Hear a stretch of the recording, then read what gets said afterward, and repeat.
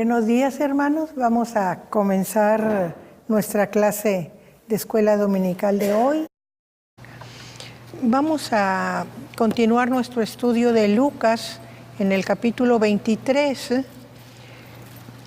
Recordemos que al final de nuestra clase pasada vimos cómo fue el prendimiento de Jesús y cómo fue llevado a presencia del Sanedrín, como lo tuvieron toda la noche ahí en la casa del sumo sacerdote, y por la mañana se presentó la asamblea para juzgarlo desde el punto de vista de las autoridades judías, ¿verdad? Y cuando le preguntan a Jesús, ¿eres tú el Hijo de Dios? Y él les dice, ustedes dicen que lo soy, entonces ya lo consideran condenado, blasfemo, enjuiciado, puesto que aquello era atreverse un hombre a proclamarse Dios, ¿verdad? Entonces, dicen que no tienen necesidad de testigos, que ya pueden llevarlo ante el tribunal romano. ¿Y por qué llevarlo ante el tribunal romano si ellos eran autoridades? Pues simplemente porque ellos querían ajusticiar a Jesús con la pena máxima, y la pena máxima era la muerte. Y ellos, los judíos como pueblo y sus autoridades, no estaban autorizados para juzgar o condenar a muerte a nadie. Tenía que ser el tribunal romano, representado por su gobernador, el que lo decidiera, ¿verdad? Tenía que ser un juicio del poder político que estaba sobre ese pueblo, el pueblo judío. Entonces, vamos a ver ahora en este capítulo 23 cómo ellos proceden precisamente a llevarlo a la autoridad romana. Vamos a comenzar con la lectura del versículo 1 del capítulo 23.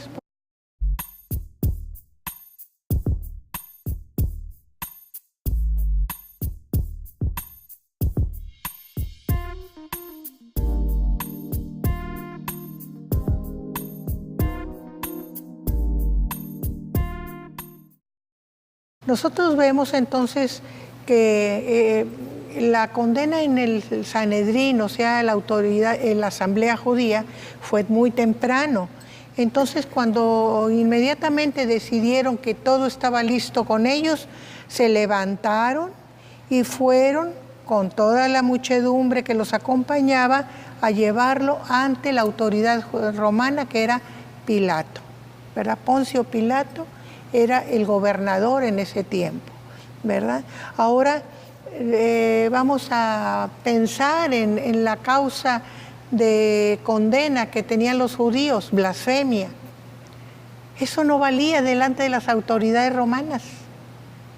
Si lo llevaban con esa acusación, váyanse de aquí, ¿verdad? Son asuntos de ustedes, nosotros no tenemos nada que hacer, ¿verdad? Pero entonces ellos tienen que acomodar su acusación de tal manera que tenga peso ante la autoridad romana. Por eso comenzaron a acusarle diciendo, a este hombre hemos hallado que pervierte a la nación y que prohíbe dar tributo al César. O sea, fíjense qué incongruencia. Para el judío estar contra el gobierno romano era una bendición desde el punto de vista religioso, porque ellos nunca aceptaron el gobierno romano sobre ellos, ¿verdad? ¿Por qué? Porque interfería con su religión de alguna manera, aunque los romanos respetaban las religiones de los pueblos en donde gobernaban. Pero siempre era el que se sentía amigo de los romanos era enemigo judío, Pero aquí les conviene. Ahora hay que ver el punto de vista de las altas autoridades, no del pueblo. Las altas autoridades se sentían protegidos por los romanos porque pagaban por el puesto. O sea, dependían del gobierno romano para estar en el puesto, por ejemplo, los sumos sacerdotes. Y también sentían que si se indisponían con los romanos, perdían todos los privilegios que hasta entonces habían disfrutado. Entonces esa connivencia con el gobierno romano era una cuestión de conveniencia, no de sentimiento, sino de conveniencia económica, ¿verdad? Entonces, por eso les convenía estar bien. En otros evangelios vemos que el sumo sacerdote dice, pues más vale que muera uno y no que todo el pueblo sucumba, ¿verdad? Entonces, como diciendo, no nos echemos a los romanos sobre nosotros, en contra nuestra, porque las represalias son tremendas, mejor que se muera este, ¿verdad? Y la palabra dice que estaba profetizando en ese momento el sumo sacerdote, ¿verdad? Que muriera este por todo el pueblo. Entonces la acusación aquí dice que pervierte a la nación, o sea, está tratando de meterles malas ideas, esa es la perversión, al pueblo, a las multitudes, cuando Jesús lo que estaba tratando era de enseñar al pueblo a ser personas buenas, a estar bien delante de Dios, a que aprendieran y dejaran sus malos caminos, su pecado. Pero como a ellos esto no les convenía decir, entonces pervierte al pueblo. ¿Qué quiere decir? Les enseña en contra de ustedes. O sea, lo que se llamaba en la justicia romana sedición. O sea, levantar al pueblo en contra del gobierno, ¿verdad? Por eso termina diciendo, prohíbe dar tributo al César. Esto era una mentira tremenda, porque lo que había dicho Jesús era exactamente lo contrario. Dad al César lo que es del César y a Dios lo que es de Dios. O sea, no se opuso nunca a cumplir con las leyes romanas, ¿verdad? Y luego el argumento más fuerte que presentan es porque él mismo dice que es el Cristo, un rey. O sea, si él se proclamaba rey, entonces estaba usurpando el derecho romano de reinar ahí, ¿verdad? Entonces esta era la acusación que estaban presentando para que tuviera peso delante del tribunal romano. Vamos a seguir con el versículo 3, por favor.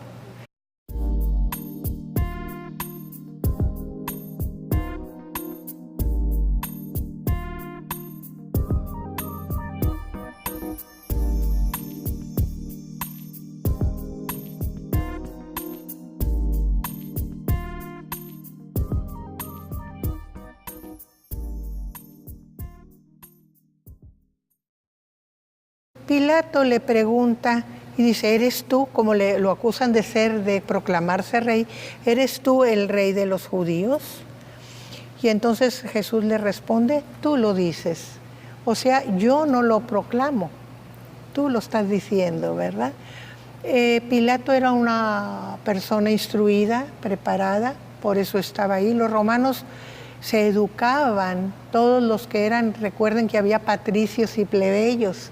Todos los patricios eran de las grandes familias y todos, pero absolutamente todos, se educaban para ser militares y para ser gobernantes, todos.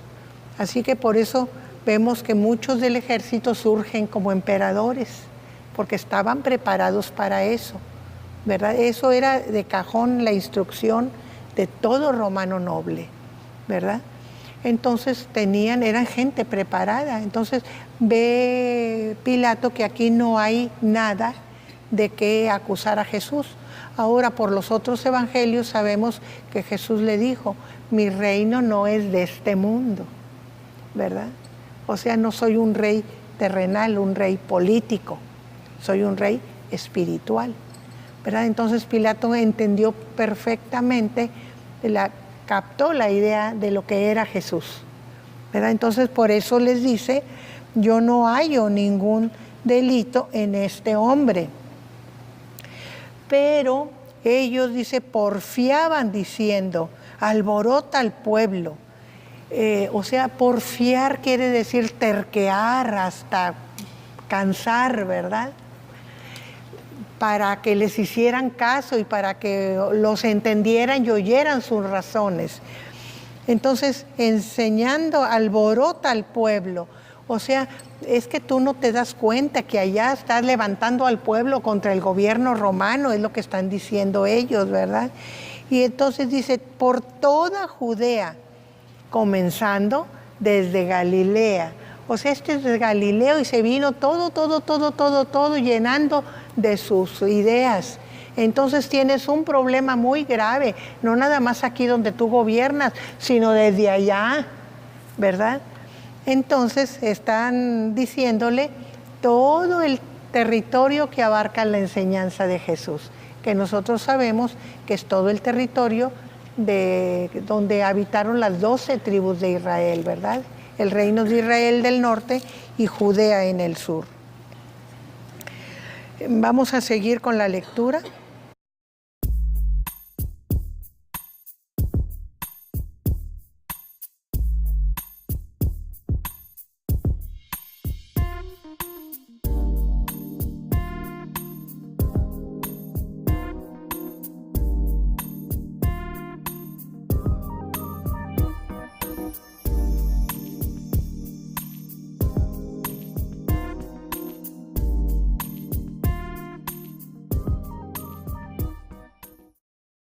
Nosotros vemos que Pilato era una persona inteligente. Entonces, cuando oye desde Galilea, pregunta, ¿es este hombre Galileo? Y aunque nosotros sabemos que no era Galileo de nacimiento, pero sí de crianza y del lugar donde vivía, ¿verdad? Era Galileo. Entonces, luego dice, forma fácil de sacarme este problema de las manos. Galilea no es mi jurisdicción. Ahora Herodes, es la jurisdicción de Herodes, Herodes está aquí, llévenselo a Herodes, ¿verdad? Así iba a donde correspondía por su lugar de habitación y también se quitaba ese problema engorroso de las manos para que no lo estuvieran molestando. Entonces, dice que al saber que era Galileo, entonces lo remitió a Herodes, que también en aquellos días estaba en Jerusalén. Y dice que Herodes, viendo a Jesús, se alegró mucho, porque hacía tiempo que deseaba verle. Las noticias de Jesús corrían por todos lados, y la gente hablaba de Jesús, y hablaba de las maravillas que hacía Jesús. Y Herodes ponía oreja, pero se dan cuenta que a pesar de que Jesús estuvo lo más del tiempo en Galilea, porque el territorio es bastante amplio, nunca se acercó, nunca buscó, no le interesaba. Aprender de las enseñanzas de Jesús no le interesaba. El hombre en sí no le interesaba, era curioso nada más, ¿verdad? Entonces, cuando sabe que está cerquita de él y que no le cuesta trabajo y además se lo mandan, pues se alegró. Algo que yo deseaba ver, ¿verdad? Complacer mi curiosidad. Aquí lo tengo, facilito, sin buscarlo ni nada. Ese es el motivo de su alegría.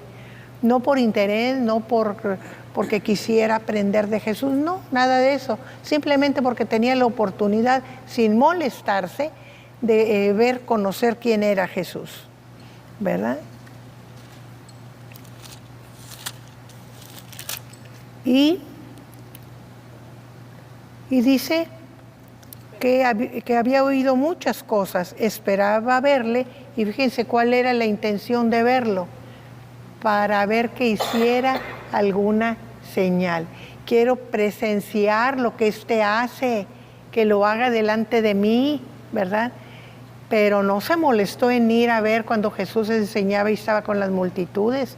Era demasiado importante para mezclarse con el populacho, ¿verdad? Entonces era un hombre engreído, orgulloso y vanidoso, ¿verdad? Muy pagado de sí mismo. Y pensaba que le iba a hacer el gusto Jesús de ver algo, de las señales. Y para tratar de que hiciera algo le hacía muchas preguntas. Herodes era conocedor de la cultura judía y entonces sabía por dónde entrar para despertar en Jesús pues el deseo de demostrar algo, ¿verdad? O de hacer algo. Entonces le preguntaba y le decía por todos lados, pero ¿cuál es la actitud de Jesús? No le respondió nada, ¿verdad? ¿Por qué? Porque las señales de Jesús no eran para exhibirse, no eran para darle gusto a gente poderosa que no tenía ningún interés en el reino de Dios. Entonces no abrió la boca Jesús para nada, ¿verdad? Y esto pues le molestó a Herodes, ¿verdad? Ay, yo no me tome en cuenta que viene preso, que viene delante de mí y no se digna ni siquiera contestarme, ¿verdad? Entonces ahí ya vemos una actitud que se está generando en Herodes. Vamos a continuar con la lectura del 10, por favor.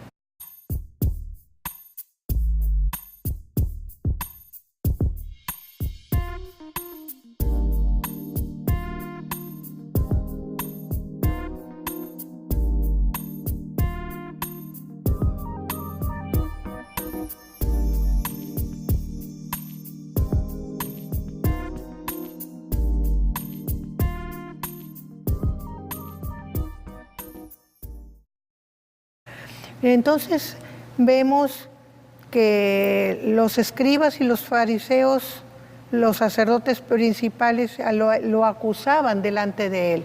O sea, todo el cortejo de acusadores fue a dar también delante de Herodes. Y ahí estaban terqué acusándolo. Pero como si no, Herodes era tan orgulloso que ni siquiera les prestó atención. Se dan cuenta que aquí ni siquiera se ve que les dirigiera alguna palabra. ¿Sí? Herodes tenía la misma jerarquía que Pilato. Sí, era un gobernador de una región, sí, era la misma. Nada más que era de los gobiernos locales, de la gente local, no de los... había una cierta diferencia, no de los mandados, no un romano, pero de todas maneras la autoridad adelante de Roma era la misma, ¿verdad? A veces escogían gobernantes locales porque ya conocían a la gente. ¿Se acuerdan de Herodes el Grande? ¿Verdad? Que era el gobernador de toda la región, porque estaba bien con los emperadores y entonces le dieron que fuera rey, no gobernador, rey, ¿verdad? Entonces así había muchos que usaban a los locales para gobernar. También sabemos que en el tiempo de Herodes Antipas, que es Herodes Filipo gobernaba al norte, ¿verdad? Era otro gobernador local que tienen cierta jerarquía porque eran hijos de gobernantes, entonces también los ponían a gobernar en ciertas regiones, ¿verdad? Muy bien. Entonces nosotros qué otra cosa vemos aquí, ¿verdad? Que a pesar de que lo acusaban con vehemencia las autoridades judías, Herodes no hizo ningún caso. ¿Y qué hace? Entonces, con sus soldados lo menospreció a Jesús. O sea que dijo, preso, mugroso, que viene quizá encadenado y se siente mucho delante de mí que ni me habla. Entonces, por eso dice que lo menospreció, ¿verdad? Lo tomó como alguien que no vale la pena porque yo soy muy importante. ¿Y cuál fue la manera de vengarse de esa actitud de Jesús de no hablarle para nada? Dice que con sus soldados lo escarneció vistiéndole de una ropa espléndida. Y nosotros podemos pensar, pues le estaba dando categoría, vistiéndolo como un rey, porque venía con la acusación de hacerse rey de los judíos. Pero el menosprecio estaba en considerarlo como alguien que ni siquiera tiene razón, como consideramos a veces hasta los locos. ¿No se han fijado que a los locos los visten estrafalariamente para reírse de ellos? Bueno, es lo mismo que está haciendo con Jesús. Loco, tonto, que no vale nada, se cree rey, vamos a vestirlo de rey. Entonces por eso le pone ropa espléndida. De alguna manera estaba mostrándole a Pilato la manera de tratar a Jesús. con menosprecio, ¿sí? Y sus propios soldados, su propia guardia, empieza las burlas, ¿verdad? Ahí con Pilato. Entonces los mismos guardias de Herodes, de Pilato, que fueron a llevar a Jesús, están presenciando la manera como lo está menospreciando, con burlas. Es una enseñanza para el trato que recibe luego Jesús con los soldados de Pilato, ¿verdad?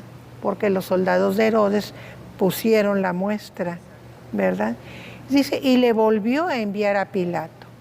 Y una cosa que nosotros podemos observar que se ve mucho en el mundo, dice, y se hicieron amigos Pilato y Herodes aquel día, porque antes estaban enemistados entre sí.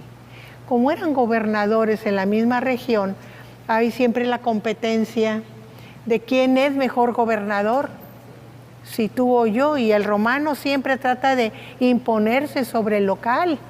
Entonces, como Herodes tenía esa esencia de los gobernadores orientales, de sentirse casi dioses, ¿verdad? Entonces Pilato resentía esa actitud. Entonces no eran amigos, eran enemigos, no se querían. Pero a causa de eso, de Jesús dice que se hicieron amigos, o sea, se aliaron contra Jesús de alguna manera, ¿verdad? Y eso lo vemos nosotros en enemigos acérrimos. Yo les voy a poner un ejemplo dentro de la cuestión religiosa que a mí me pareció terriblemente mal. Cuando hubo la reunión del Concilio Mundial de Iglesias y funcionó la parte de las mujeres, la parte femenina del concilio, había una discusión muy seria sobre la actitud de las iglesias sobre la mujer, porque mucho de la cultura religiosa, no lo que dicen los libros sagrados, sino la cultura que se ha generado interpretando los libros, siempre ha puesto a la mujer en un plano inferior, ¿verdad? Y entonces en ese concilio de mujeres se habló mucho sobre los problemas que tienen las mujeres, todo tipo de problemas, desde los países civilizados, de que ganan menos que los hombres, el derecho que tiene la mujer sobre su cuerpo, la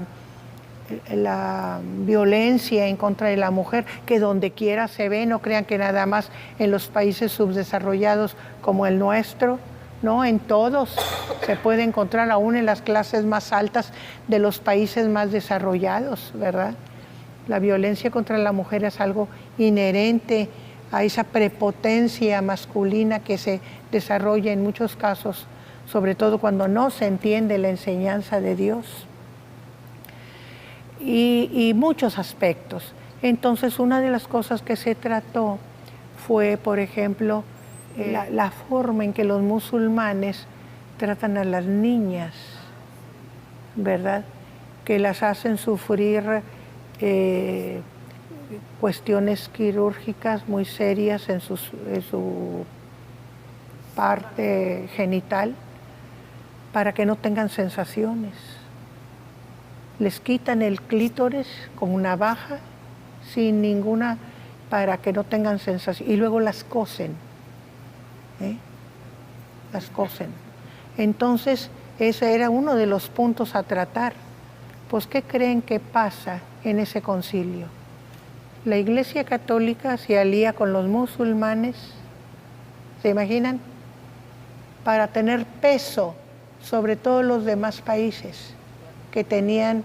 Ustedes saben que donde hay cultura de la palabra, todos los países nórdicos de Europa, todo Estados Unidos, todo Australia, mucha parte de los latinoamericanos, que ya el Evangelio ha logrado mucho avance, para contrarrestar, se unen con los musulmanes. Oye, ¿cómo puedes hacerlo si sabes cómo tratan a la mujer los musulmanes? Ahora nosotros sabemos que en muchas partes ni siquiera que salgan a la calle, que se les vea la cara, salen con velos, ¿verdad? Y cuidado con que alguna se lo quite en público porque es su suerte terrible. Hemos visto en revistas como Life la mutilación de la nariz de las chicas porque salieron sin velo a la calle. Entonces, son cosas que no se explican, pero que se explican desde el punto de vista de la conveniencia. Y eso es lo que aquí estamos viendo, conveniencia, ¿verdad? No razones, porque estaban contradiciéndose a sí mismos en su manera de sentir y de ser judíos. Estaban prorromanos por conveniencia, por lograr algo que ellos querían. Sí, sí, perdón. ¿Y en qué quedaron? ¿Siguieron los musulmanes con sus ideas? ¿Hasta la fecha? Eso es actual, hermana, lo que estoy platicando es actual. Sí. En Francia, por ejemplo, sabemos que Francia ha tenido muchos colonias en el ambiente musulmán y hay muchos musulmanes que vienen a Francia a vivir, a educarse, a trabajar. Y en las escuelas están muy atentos los maestros cuando, por ejemplo, las niñas que no se quieren sentar, entonces las revisan. Y generalmente porque están adoloridas, están infectadas, están mal por ese tipo, ¿verdad?, de tratamiento, de acciones que cometen con ellas. Y entonces tratan de solucionarlo tratando de ir con las familias, pero nosotros sabemos que los principios que tienen arraigados religiosos, aunque sean culturales, es muy difícil de quitarlos. Las familias se cierran al aprendizaje. Y hubo una reunión de mujeres de todos los credos para revisar sus libros sagrados, para ver qué influencia tenían, y encontraron que en los libros no había nada de eso, ni aún en la Biblia, porque muchas de las culturas, de la cultura que tenemos nosotros de minusvalorar a la mujer, la toman como de la Escritura, pero se pusieron a revisar teólogas y mujeres preparadas sus libros sagrados y no encontraron nada en ninguno de los libros, nada. Y estoy hablando de la Biblia, del Corán, de otros libros que también andan por ahí, nada. Todo es cultura, todo es cultura, sí, Nelly. Y no tan solo eso, también se les dan a las niñas pequeñas en matrimonio. Ah, sí. Ajá, hasta sí. la fecha de hoy. Sí. Ajá, para que hagan lo que quieran con ellas, por eso muchas niñas mueren. Sí. Porque las violan y Sí, lo que quieran. sí. ¿Por qué? Porque eran las prácticas de Mahoma. Uh-huh. Sí, entonces, pero les digo, es cultura. De hecho, la ley que se aprobó, que ahorita anda mucho con lo del matrimonio igualitario, Sí. ese fue nada más el inicio, porque va a continuar las autorizaciones de lo que dice Sí. la pederastia, Sí. todo eso, pedofilia y todo eso, va a ser ya legal Sí. en la sociedad, porque empezaron con eso, el matrimonio igualitario, y va a continuar con lo demás. Sí. Que es lo mismo que dijiste ahorita, por eso se están uniendo, Sí. porque ellos también tienen Sus ideas, sí. en sus mentes, para que como yo te ayude a que te autorizaran esto, Sí. ahora tú me ayudas. A que me autoricen a mí. Sí. También está bien. Y entonces, qué triste, ¿verdad? Que en lugar de ir avanzando y de ir quitándonos cosas que son nocivas y que deben corregirse, vamos para atrás. También la Iglesia de Roma se alió en la Segunda Guerra Mundial Ah, sí, contra los judíos Sí. a favor de Hitler. sí. Ujú. Por eso el Papa después pidió perdón. Es que lo que no sabemos nosotros es que el Papa en ese tiempo había sido cardenal en Alemania y tenía muy buenas relaciones con los alemanes, ¿verdad? Entonces, de alguna manera, su forma, su ideología estaba muy influenciada porque era alemán. Y el Papa Juan Pablo II, que fue Sí. el que pidió perdón, Sí. en su época de juventud él fue como soldado contra Hitler. Sí, porque era polaco. Por su Sí. pueblo Polonia. Sí. Entonces, ahí vemos, ¿verdad?, cómo dentro de las organizaciones religiosas hay fallas tremendas. ¿Por qué? Pues porque la iglesia está constituida de gente, de hombres, y a veces no nos apegamos tanto a las enseñanzas de Dios como se debe. Y entonces metemos nuestra propia idiosincrasia y echamos a perder toda la obra de Dios. Y quiero mencionar que hay un texto que dice la palabra, que dice, por ejemplo, en estos ejemplos que se están mencionando, dejaron de ver las cosas desde el punto de vista de Dios sí. Y lo vieron desde el punto de vista humano. Es decir, para lo que convenía. Sí, sí. Y nosotros aquí estamos viendo, ¿verdad?, algo de eso. Por eso les quise poner estos ejemplos también desde el punto religioso, de vista religioso, de cómo los enemigos se unen cuando les conviene, ¿verdad? Muy bien, seguimos con el versículo 13.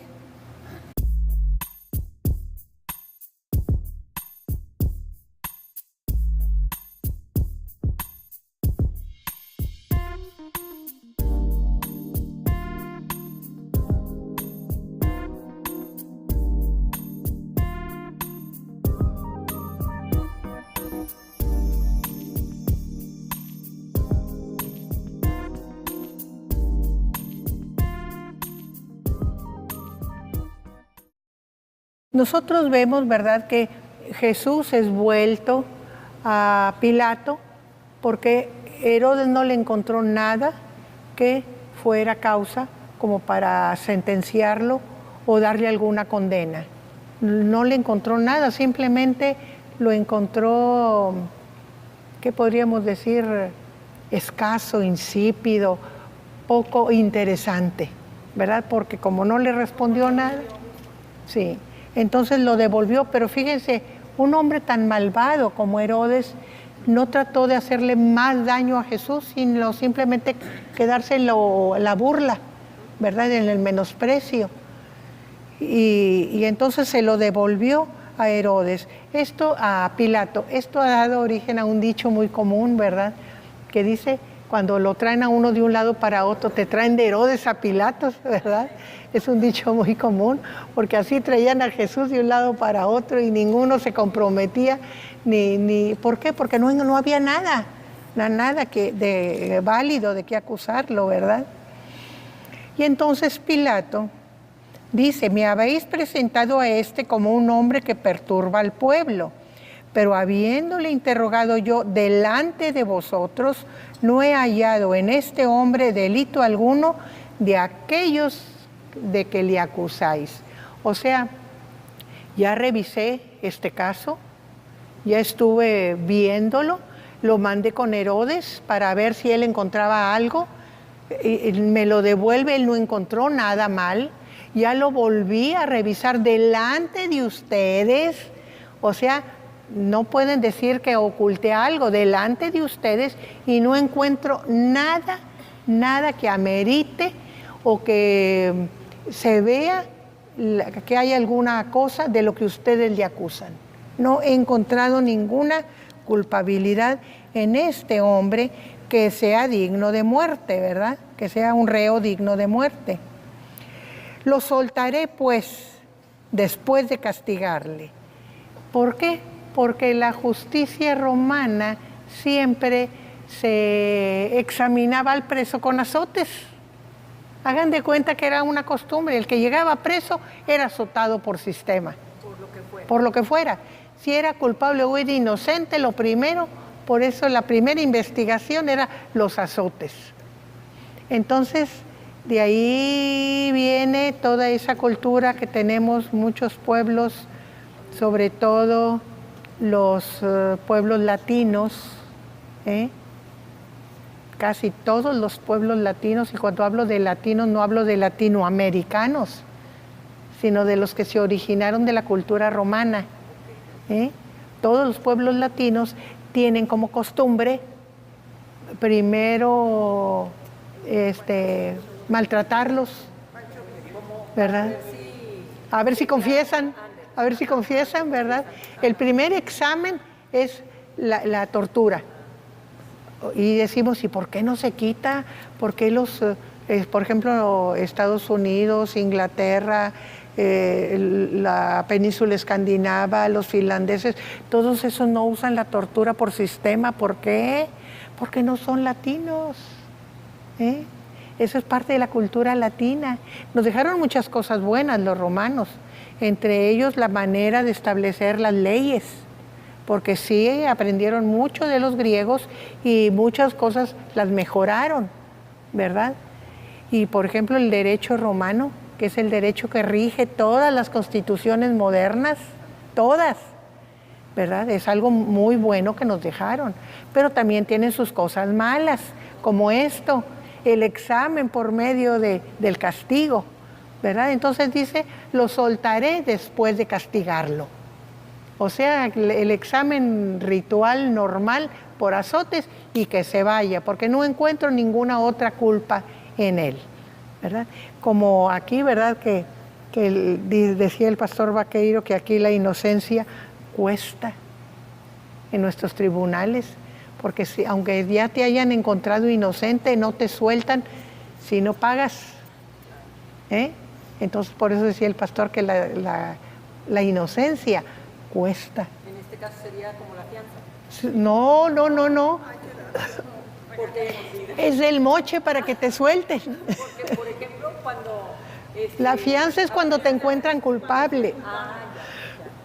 O que hay posibilidades de que seas culpable y para que no te vayas te ponen un amarre, una cadena que es la económica. Te piden una cantidad exorbitante para que no te puedas ir, para no perderla, ¿verdad? O sea, es para evitar que te vayas. Pero cuando se sospecha culpabilidad o que ya hay una culpabilidad demostrada y que por alguna causa te tienen que dejar un poco suelto, te ponen una fianza, ¿verdad? Para que andes libre, pero que no te vayas. Pero esto es nada más para tener algún beneficio de un caso, aunque no haya pena ni haya nada. Oiga, hermano, entonces, ¿cuándo se va a ir la corrupción? Ese es el problema que tenemos. Tiempos tremendos. Y desgraciadamente de los tres poderes que componen a una nación democrática, el poder ejecutivo, el poder legislativo y el poder judicial, el que está en más triste estado es precisamente el poder judicial, ¿verdad? Por eso batallamos tanto para que nos hagan justicia, aunque tengamos razón, ¿verdad? Por eso batallamos tanto. Los mismos abogados, dice la hermana, los mismos abogados. Muy bien, entonces... El que tiene más, el que paga más, ese es el que gana. Es el que gana, sí. Así dicen los abogados, sin consultar ni ver ni nada. El que paga más, ese es el que tiene la razón. Entonces vemos nosotros aquí, ¿verdad?, que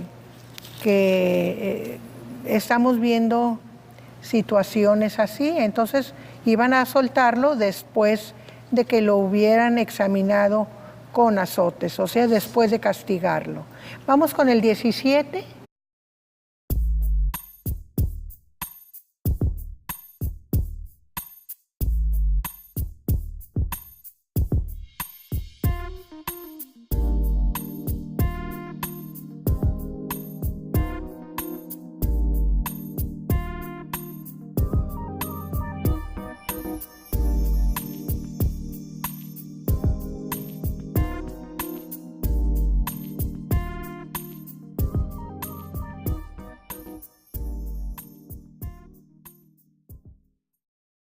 Aquí nosotros vemos que la costumbre de la cultura judía era que en las fiestas judías, para tener contento al pueblo, le soltaban un preso, o sea, libertad por gracia, ¿verdad?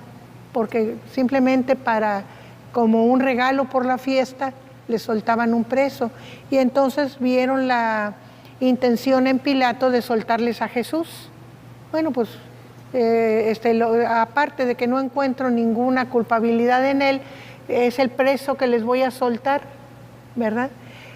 Pero toda la multitud dio voces a una diciendo, fuera con este, o sea, no queremos que lo sueltes. queremos que nos sueltes a Barrabás. Y vamos a analizar quién era Barrabás. Y dice que había sido echado en la cárcel por sedición en la ciudad y por un homicidio. ¿Qué quiere decir? ¿Por qué estaba preso? Porque estaba contra los romanos. Era sedición. Ese sí estaba luchando y moviendo a la gente en contra, levantando a la gente en contra de los romanos. Y en esa lucha, que por insurreccionar a la gente, había matado a alguien, ¿verdad? Posiblemente un soldado, posiblemente algún personaje que se atravesó por ahí, no sabemos quién, pero había cometido un homicidio en sus mismas prácticas de levantar al pueblo. Y por eso estaba preso y por eso estaba condenado a muerte, ¿verdad? Pues no, suéltanos a este. ¿Pero por qué querían que le soltaran a este? Porque este sí siente como nosotros contra los romanos. Se dan cuenta cómo la contradicción en ellos mismos. Y cómo se descubren de qué parte están y qué es lo que realmente quieren dentro de ellos. Danos a este que lucha por nuestro pueblo. Porque era antirromano, ¿verdad? Entonces por eso querían que le soltaran a este Jesús, como Jesús les minaba su autoridad porque ponía en el tapete todos sus vicios, todas sus malas costumbres, todas sus cosas contrarias a la palabra de Dios. Entonces no les convenía. Sí, porque ya se los había mostrado. Sí, siempre estaba hablando lo que en ellos estaba mal. Claro. Entonces no les convenía a Jesús. Y también porque así abría los ojos del pueblo, ¿verdad? Y ellos lo veían como una amenaza a su autoridad, por eso no lo querían, a pesar de que Jesús nunca trató de ponerse encima de ellos, ¿verdad? Aunque tenía el derecho, pero nunca trató de hacerlo, pero sí marcaba lo que estaba mal en ellos, su pecado lo marcaba y lo hacía ver. Sí, claro, claro. Porque al momento de enojarse, es que te estás dando cuenta de esa confrontación que te revela. Y cuando dice que cuando hablaban las parábolas se daban cuenta que los decía por ellos, claro, porque veían ahí el mal en ellos, ¿verdad? Pero no querían reconocer. Estaban demasiado casados con su posición y sus privilegios. Entonces, casi todas las insurrecciones, persecuciones, cosas violentas en cuestiones religiosas no son por principios religiosos, son por conveniencias económicas. De autoridad y poder. Sí, por el poder, pero sobre todo lo económico. Ustedes recuerden de Pablo con los artífices en Éfeso, ¿verdad? Porque iban a ganar menos, se les iba a acabar el negocio. No era por cuestión religiosa, no, era por cuestión económica. Y así es, en casi todos los lugares ponen la religión simplemente como bandera, pero el fondo es otro, ¿verdad? Es otro. Entonces aquí vemos cómo ellos mismos se descubren al pedir a Barrabás para que él fuera liberado. Y fíjense otra cosa que tenemos aquí, no es el pueblo el que está gritando, son las autoridades, es el montón de gente que va con la autoridad judía los que se están gritando, ¿verdad? Nosotros malinterpretamos casi siempre la Escritura porque pensamos que todo el pueblo era el que pedía la muerte de Jesús. No, eran las autoridades, pero era muchedumbre, ¿verdad? Que estaban ahí delante de Pilato, ¿verdad? Y entonces dice, pero se volvieron otra vez a dar voces diciendo, crucifícale, crucifícale. O sea, dale la pena máxima, eso es lo que queremos, que le den la pena máxima. Ahora, ¿por qué eran susceptibles los gobernadores, aún siendo romanos, a la opinión de las autoridades religiosas judías? Porque los judíos desde tiempos muy anteriores tenían buena relación con las autoridades romanas, ¿verdad? Recuerden que los romanos cuando conquistaban se llevaban a los hijos de los gobernantes para educarlos allá, porque de esa manera, dizque para educarlos, pero eran los rehenes, para que las autoridades acá se portaran bien. Entonces casi todos los hijos de reyes se educaban en Roma.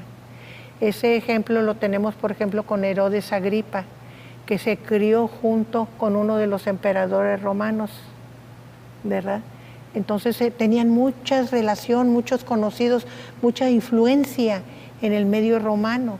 Entonces los que venían como gobernadores, que eran un estrato abajo de los emperadores, tenían miedo que las quejas de las autoridades locales, que tenían mucha influencia en Roma, los fuera a tumbar. Por eso se cuidaban. Y nosotros sabemos que de natural Herodes era malo. Tenían la ventaja de que aplicaban la ley en la medida de lo posible, porque eso heredamos del gobierno romano, la ley. Pero también había la conveniencia. No querían perder su posición por un caso, ¿verdad? Entonces eso es lo que vamos a ver aquí en el caso de Poncio Pilato, ¿verdad? Vamos a seguir con la lectura del versículo 22.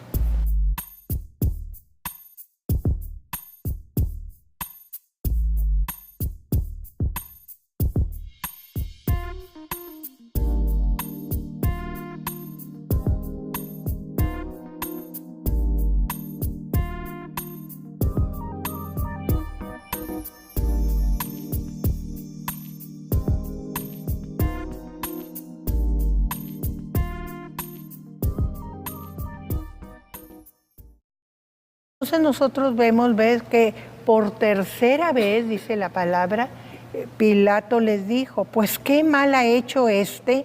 O sea, no me explico por qué con tanta hazaña ustedes quieren deshacerse de él, quieren matarlo. Qué mal ha hecho este. Ningún delito digno de muerte he hallado en él. Le castigaré pues y le soltaré. O sea, era la palabra final del gobernante.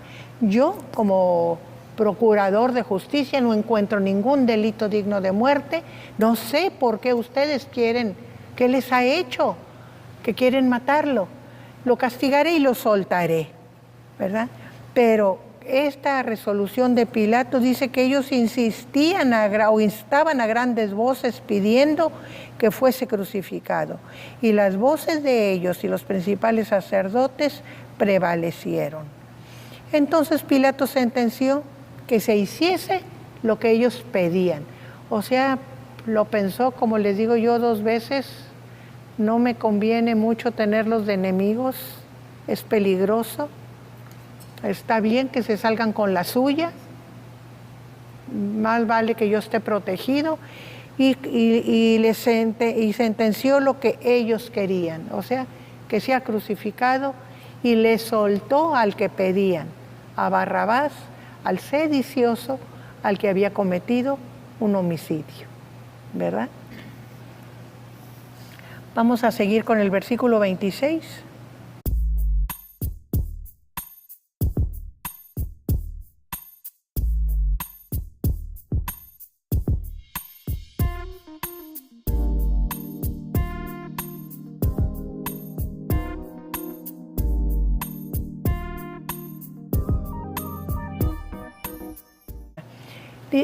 Nosotros entendemos aquí por la manera de explicarlo, aunque no lo dice, y lo sabemos por las cuestiones históricas que acostumbraban que los presos llevaran su propio instrumento de tormento, que lo cargaran y lo llevaran, era parte del castigo, ¿verdad?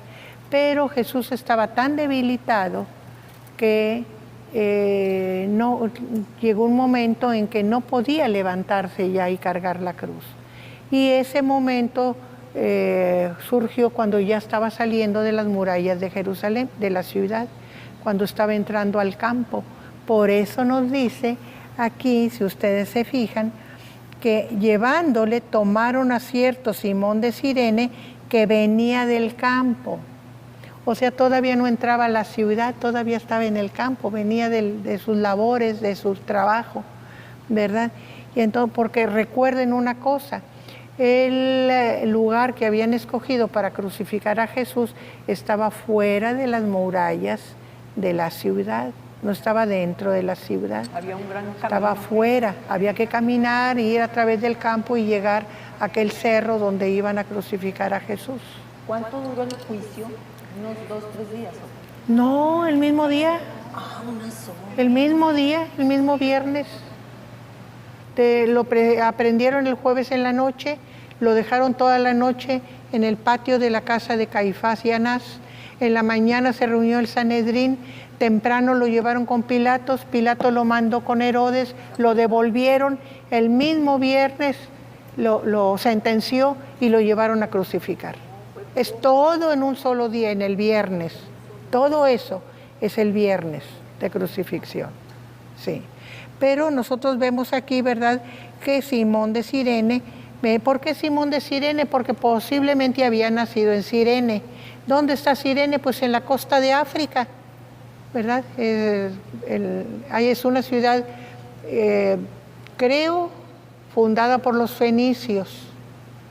Creo que Cirene es fundada por los fenicios, no creo que fuera fundada por los romanos, creo que es de las fundadas, porque los fenicios colonizaron toda la costa de África, desde Fenicia, que era donde está Sidón y Tiro, ahí salieron y fundaron Cartago. Cartago estaba en la costa de África y creo que Cirene está por ahí. Quizá está un poco más hacia el occidente, pero creo que también era porque los fenicios colonizaron ahí, colonizaron todas las costas, el sur de España, el sur de Roma, Grecia. De hecho, hubo una guerra muy tremenda, 3 guerras muy tremendas entre griegos y cartagineses, que son fenicios, pero al fundar Cartago se conocen como cartagineses, que se llamaron guerras púnicas. Guerras púnicas. Eso lo vimos en Historia Universal en secundaria, ¿verdad? ¿Por qué púnicas? Porque los romanos llamaban punos a los fenicios. Por eso, era el nombre que les daban, en lugar de fenicios, punos. Recuerden que cada pueblo le da, conforme a su lenguaje, le da nombre. Cambiamos los nombres, ¿verdad? Entonces le llamaba punos, entonces guerras púnicas, ¿verdad? Entre los, aquí no estoy hablando de griegos, entre los romanos y los cartagineses, por el dominio del mar precisamente, porque los fenicios eran gente de mar y los romanos ya estaban siendo gente de mar y se peleaban el Mediterráneo. Ahora las guerras entre los griegos y los medo-persas se llamaron guerras médicas. Y decimos, ¿por qué médicas? Yo cuando estaba chica decía, ¿por qué médicas? ¿Qué tienen que ver las guerras con la medicina? No, no era por la medicina, era por los medos. Como era la lucha contra los medos, se llamaban guerras médicas. Yo les comento esto porque cuando leemos nos perdemos con esos vocablos que no sabemos el origen, ¿verdad? Entonces ya si lo leen, ya saben por dónde va la onda, ¿verdad? Entonces,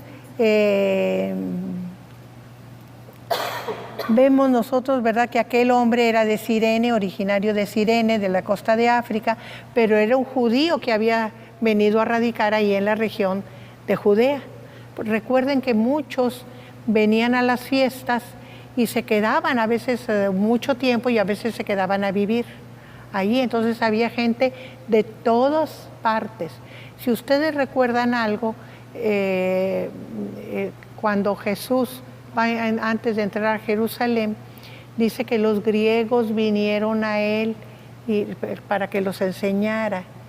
Y nosotros pensamos gente de origen griego, griegos de nación, no, judíos de cultura griega. Por eso venían a Jesús, porque eran judíos, eran judíos, pero que eran países donde se hablaba el griego. Muchos habían perdido ya el hebreo y su lengua era el griego, ¿verdad? Por eso los griegos, pero eran judíos de cultura, ¿verdad? Nada más que de lengua y de países de lengua griega, de cultura griega, ¿verdad? Hermana, quiero comentarle que estas como indicaciones que usted nos da, que nos está refiriendo, son muy importantes. Por ejemplo, yo nunca había entendido de Barrabás, que era igual a ellos, sentía como ellos. En sentido, sí. Y es algo que parece simple, pero no, es muy importante. Sí. Ese es el propósito de la escuela dominical, que nosotros podamos entender la palabra más a profundidad, conociendo el ambiente, las costumbres, la manera de pensar de la gente de la época, para saber qué quieren decir aquellas palabras, ¿verdad? Porque la Biblia no es un libro que nos explique todas las cosas, no, es un libro que nos da lo que Dios tiene para nosotros, pero ya la explicación ya depende del conocimiento que tengamos del ambiente, ¿verdad?, donde se llevó a cabo todos estos hechos. Por eso es importante para una buena comprensión de la palabra, ¿verdad?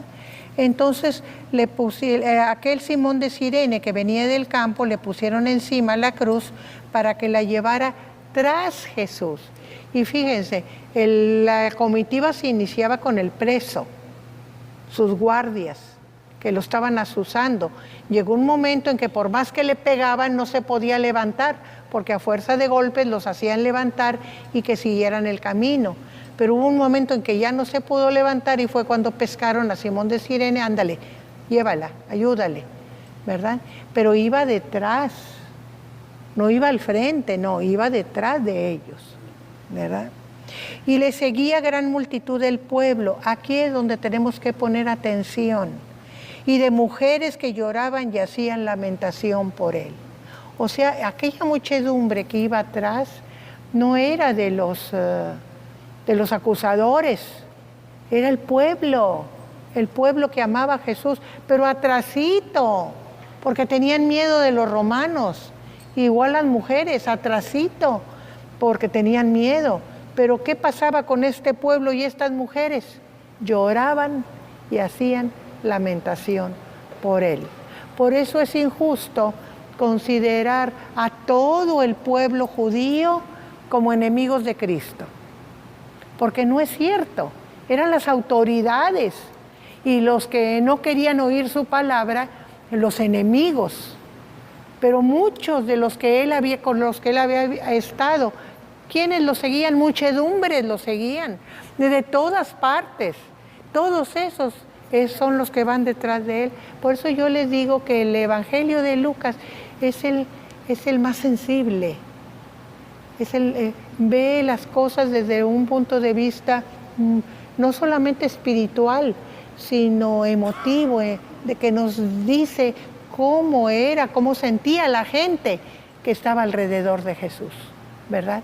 Y que tuvo que ver con Jesús. Es muy tierno, es la palabra mejor para usar con el Evangelio de Lucas. Es muy tierno. Pero fíjese, hermana, que para llegar a esta comprensión de la que usted menciona en este momento, es necesaria esta enseñanza que usted nos da. Así que yo le agradezco bastante su investigación y todo lo que nos transmite en esta enseñanza. Sí. Miren, esto lo tenemos que entender no porque los otros fueran duros de corazón, sino es su cultura. Por ejemplo, Mateo.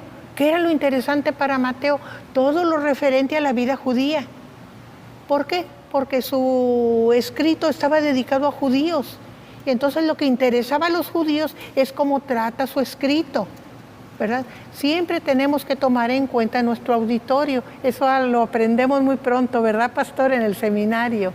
Que no es la misma manera de predicar para todos los oyentes. Depende de los oyentes la manera como explicamos, ¿verdad?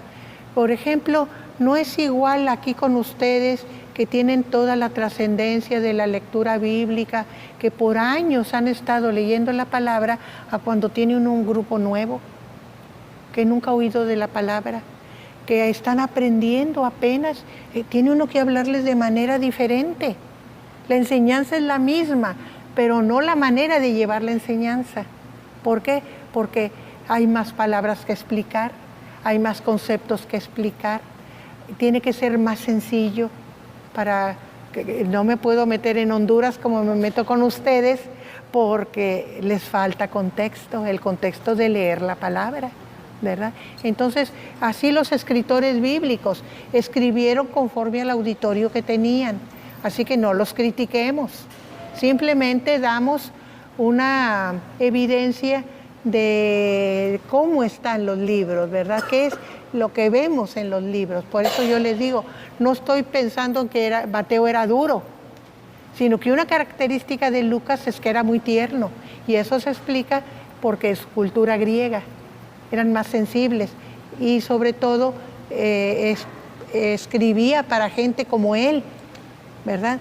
Y el judío escribía para gente como él, para judíos, ¿verdad? Entonces, ya estamos. Muy bien. Entonces vemos todo eso, ¿verdad? En esto que estamos viendo. Estamos en el tiempo y ya me robé algunos minutitos extra. Vamos a quedarnos ahí, vamos a continuar la próxima clase con el versículo 28.